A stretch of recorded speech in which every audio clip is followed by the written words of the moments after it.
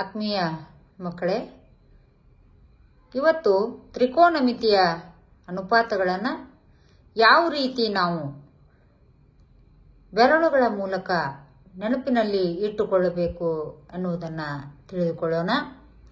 ಈಗ ನೋಡಿ, ಹೆಬ್ಬೆರಳಿನಲ್ಲಿ 0, ತೋರು ಬೆರಳಿನಲ್ಲಿ 1/2, ಮಧ್ಯದ ಬೆರಳಿನಲ್ಲಿ 1/√2, ಉಂಗುರ ಬೆರಳಿನಲ್ಲಿ 3/2 ಮತ್ತು ಕಿರು ಬೆರಳನ್ನು 1 ಈ ರೀತಿಯಾಗಿ ಸಂಕೇತೀಕರಿಸಿಕೊಂಡು ನಾವು ಬಹಳ ಸರಳವಾಗಿ ಸುಲಭವಾಗಿ ತ್ರಿಕೋನಮಿತಿಯ ಅನುಪಾತಗಳನ್ನು ಹೇಗೆ ನೆನಪಿಟ್ಟುಕೊಳ್ಳೋದು ಅಂತ ನೋಡೋಣ.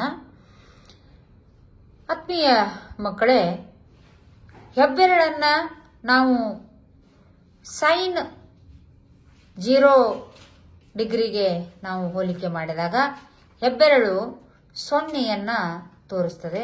ಹಾಗಾದರೆ ಸೈನ್ 0 ಡಿಗ್ರಿಯ ಬೆಲೆ 0.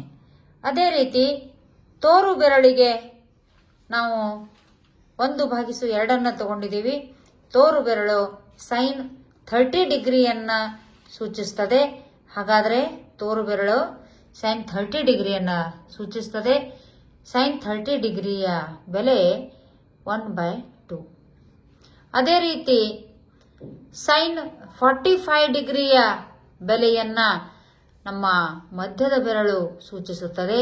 ಮಧ್ಯದ ಬೆರಳಿನ ಬೆಲೆ 1/√2. ಹಾಗಾದರೆ ಸೈನ್ 45 1/√2 ಮಕ್ಕಳೇ. ಅದೇ ರೀತಿ ಮುಂದಿನದಾಗಿ ಉಂಗುರ ಬೆರಳು. ಉಂಗುರ ಬೆರಳು √3/2 ಅನ್ನು ಸೂಚಿಸ್ತಾ ಇದೆ. ಹಾಗಾದರೆ ನಮ್ಮ ಮುಂದಿನ ಕೋನ ಸೈನ್ 60 ಡಿಗ್ರಿ √3/2. ಇನ್ನು ಕಿರುಬೆರಳಿನ ಸರದಿ. ಕಿರುಬೆರಳು 1 ಸೂಚಿಸ್ತಾ ಇದೆ. ಸೈನ್ 90 ಡಿಗ್ರಿಯ ಬೆಲೆ 1. ಅದೇ ರೀತಿ ನಾವೀಗ ಕಾಸ್ನ ಬೆಲೆಗಳನ್ನು ನೋಡೋಣ.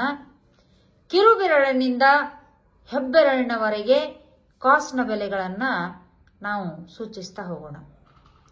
ಕಿರುಬೆರಳು ಕಾಸ್ 0 ಡಿಗ್ರಿಯನ್ನು ಸೂಚಿಸುತ್ತದೆ. ಕಾಸ್ 0 ಡಿಗ್ರಿಯ ಬೆಲೆ 1. ಉಂಗುರ ಬೆರಳು ಕಾಸ್ 30 ಡಿಗ್ರಿಯ ಬೆಲೆಯನ್ನು ಸೂಚಿಸುತ್ತದೆ.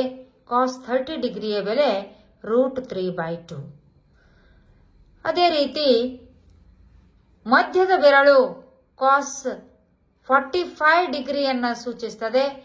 ಕಾಸ್ 45 ಡಿಗ್ರಿಯ ಬೆಲೆ 1/√2. ಅದೇ ರೀತಿ ತೋರು ಬೆರಳು ಇಲ್ಲಿ ಕಾಸ್ 60 ಡಿಗ್ರಿಯನ್ನು ಸೂಚಿಸುತ್ತದೆ. ಕಾಸ್ 60 ಡಿಗ್ರಿಯ ಬೆಲೆ 1/2. ಈಗ ಕಟ್ಟ ಕಡೆಗೆ ಹೆಬ್ಬೆರಳಿಗೆ ಬಂದಿದ್ದೇವೆ. ಹಾಗಾದರೆ ಕಾಸ್ 90ಯ ಬೆಲೆ 0 ಆಗಿರುತ್ತೆ.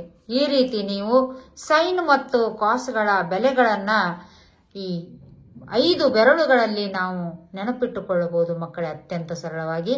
ಅದಕ್ಕಾಗಿ ಈ ಒಂದು ವಿಧಾನವನ್ನು ನೀವು ಅನುಸರಿಸಿದರೆ ನಿಮಗೆ ತ್ರಿಕೋನಮಿತಿ ಅತ್ಯಂತ ಸರಳ ಅನಿಸುವುದರಲ್ಲಿ ಸಂದೇಹವಿಲ್ಲ. ಧನ್ಯವಾದಗಳು.